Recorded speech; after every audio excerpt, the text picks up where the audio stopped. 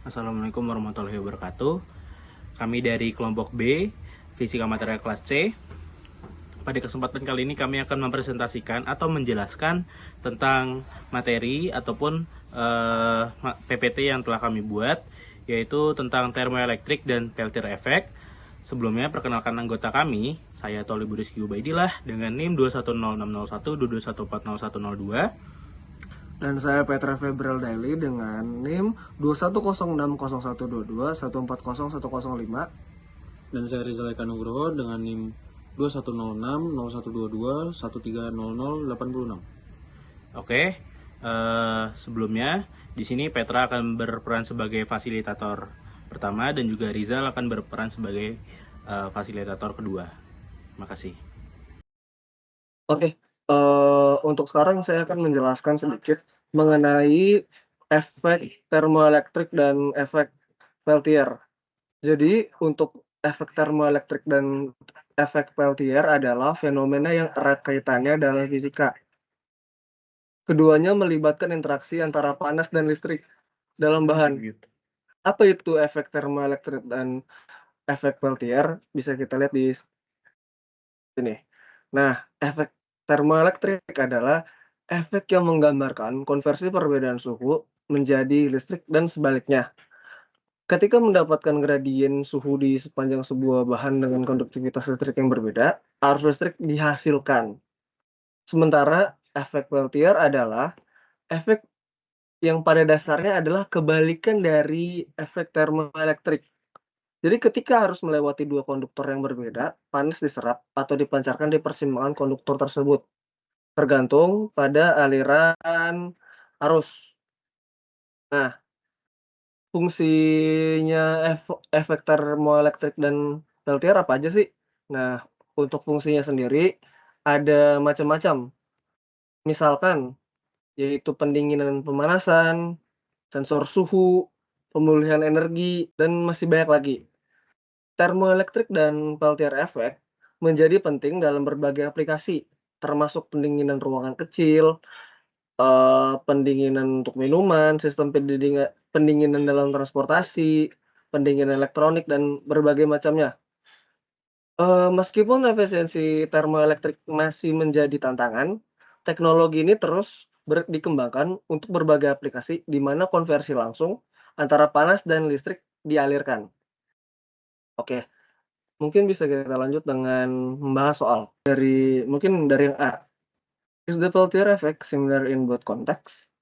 Jawabannya adalah Peltier effect is based on change in the energy of an electron is passing through a junction of two this material yang berbeda, dissimilar material. Nah, artinya Peltier effect itu eh, berbeda di setiap tipe kontak karena bisa dilihat bahwa dia memiliki dua material yang berbeda. Lalu apa itu yang soal yang B? Is the sign seperti ini, the same for both contacts. Itu ada cara yang cukup panjang, bisa kita kerjakan sama-sama. Dapat dilihat dari perbandingan antara metal dan juga n-type semikonduktor, di mana ada aliran energi dan juga ada aliran panas yaitu lattice vibrations, yang di mana metal ke semikonduktor itu mengalirkan panas. Nah, di sini metal ke n-type semikonduktor yang menghasilkan panas di junction dapat dilihat di figur 5Q39-3 dan di figur 5Q39-4 itu untuk kondisi dari n-type semikonduktor ke metal itu panasnya diserap ke dalam junction. Nah, apa itu junction? Junction itu area di mana dua bahan yang berbeda bertemu dan terhubung secara elektrik yang memungkinkan arus listrik dan pertukaran panas antara bahan-bahan tersebut terjadi. Jadi bisa disimpulkan bahwa sign-nya tersebut itu sama antara Schottky dan juga Ohmic contacts kalau dilihat dari gambar yang telah kita paparkan.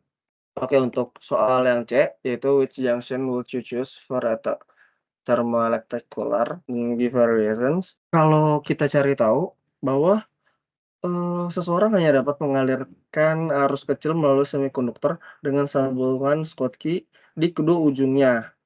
Tetapi, jika kita menggunakan ohmic contacts ataupun yang lainnya, itu tidak dilimitasi dari di mana saja bisa kita pakai. Dapat diperhatikan bahwa dimungkinkan untuk memiliki perangkat dengan satu sambungan ohmic dan sambungan Schottky lainnya jika arusnya tidak dibatasi. Mungkin apakah ada pertanyaan dari teman-teman? Saya Pak. Iya, silakan. Terima kasih telah memberikan saya kesempatan untuk bertanya. Sebelumnya, perkenalkan nama saya Thalib Rizky Ubaidillah dengan NIM 2106012140102. Di sini saya mau nanya kepada Petra sebagai fasilitator 1. Eh, aku mau nanya nih, bagaimana sih arus listrik dapat menghasilkan pendinginan dalam Peltier Effect? Terima kasih. Terima kasih untuk pertanyaannya. Mungkin boleh langsung saya jawab ya. Untuk itu, arus listrik itu menghasilkan pendinginan dalam rectifier effect dengan menyerap panas di satu sisi junction dan memindahkannya ke sisi lainnya. Mungkin seperti itu jawabannya. Apakah sudah menjawab? Sudah, terima kasih. Oke, terima kasih Mas Ubay. Oke, terima kasih. Sampai bertemu di pertemuan selanjutnya. Oke, selanjutnya ini adalah pertemuan kedua tentang thermoelektrik dan Peltier Effect yang akan difasilitatori oleh Rizal. Pada pertemuan kali ini adalah Peltier Cooler and Figure of Merit atau yang disingkat dengan FOM. Nah, berikut adalah rumus-rumus dari materi ini, yakni pertama dengan rumus awal delta T sama dengan TH atau suhu panas dikurangi TC atau T cold atau suhu dingin. Lalu untuk mencari I, P aksen sama dengan di sini ada kayak lambang pi terus dikali I. Nah, lambang pi di sini itu sebenarnya adalah konstanta dari Peltier Effect. Nah, konstanta dari Peltier Effect ini biasanya berbeda-beda setiap soal. Jadi nanti bakal diketahui di setiap soal. Nah, jadi seperti penjelasan di awal bahwa Peltier ini merupakan persimpangan dari dua bahan atau dua keadaan, yakni kalau di sini berarti metal dan semikonduktor. Lalu rumus berikutnya adalah the rate of Joule heat generated through the bulk of semiconductor. Nah, rumusnya adalah Q aksen G atau Q aksen Joule sama dengan L itu berarti suhu dingin per deviasi dikali A atau luas penampang kurung tutup dikali I kuadrat. Nah, we assume that half of this heat flows to the cold junction. Nah, berarti kita dapat menyimpulkan bahwa setengah dari hasil rumus ini merupakan persimpangan dari titik dingin. Nah, lalu lanjut ke rumus berikutnya, yakni heat flow from the hot to the cold junction through the semiconductor given by the thermal conduction equation. Nah, di sini didapatkan Q aksen TC sama dengan A dikali K. K ini sebenarnya konstanta yang nanti kalau bisa di soal itu bakal diketahui per L, lalu dikalikan dengan delta T. Di mana delta T ini seperti yang sudah saya jelaskan tadi, yakni suhu panas dikurangi suhu dingin. Lalu the net rate of heat absorption atau cooling rate at the cold junction is then Q aksen net sama dengan Q aksen P dikurangin setengah dari Q aksen J atau Q aksen Joule dikurang Q aksen TC atau thermal conduction.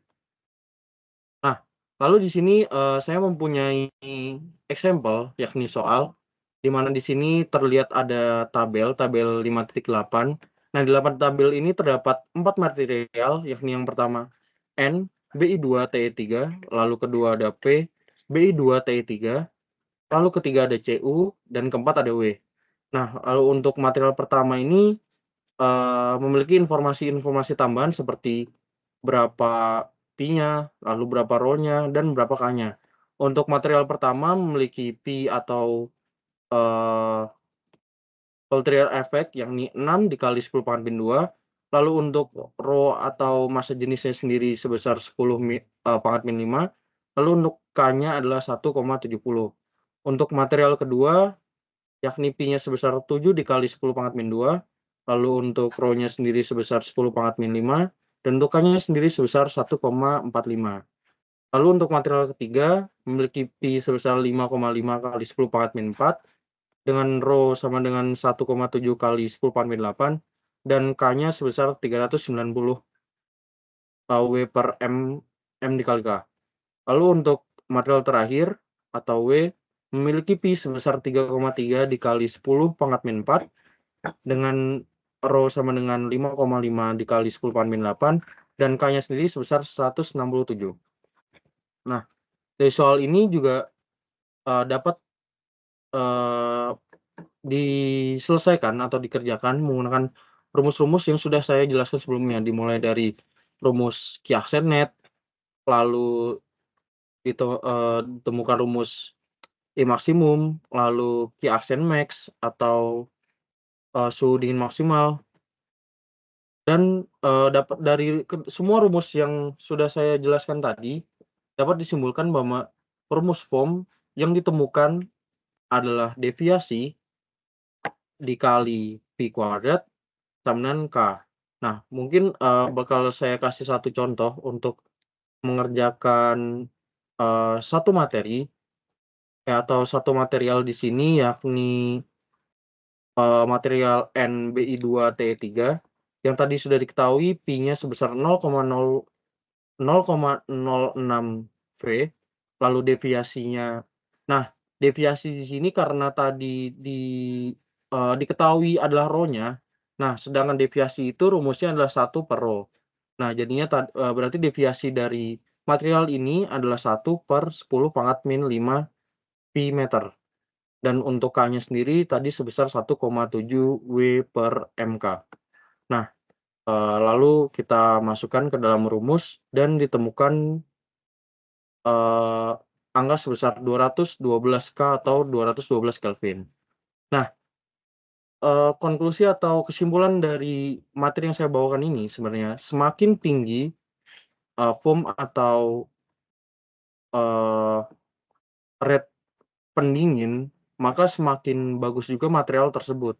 Jadi kalau misalnya kalian diberikan 4 material seperti contoh soal yang ada di sini, lalu kalian disuruh menyimpulkan mana material yang memiliki rate foam paling tinggi. Nah, kalian cari satu-satu, lalu kalian dapat menyimpulkan bahwa material dengan foam tertinggi merupakan material yang paling bagus. Nah, mungkin itu saja yang saya sampaikan. Dari teman-teman di sini apakah ada pertanyaan? Saya. Apa sih yang dimaksud dengan junction dalam konteks thermoelektrik dan Peltier effect sih, Mas Rizal? Oke, mungkin bakal langsung saya jawab aja ya Mas Ubay. Jadi junction adalah area di mana dua bahan yang berbeda bertemu dan terhubung secara elektrik, memungkinkan arus listrik dan pertukaran panas antara bahan-bahan tersebut. Nah, itu bisa dilihat dari contoh rumus di sini. Mungkin itu jawaban dari saya. Apakah ada yang mau ditanyakan lagi? Cukup, Mas Rizal. Terima kasih. Baik, terima kasih. Sekian video dari kami, Fisika Material Kelas C, kelompok B. Terima kasih telah menonton video kali ini. Sampai jumpa di pertemuan berikutnya. Dah.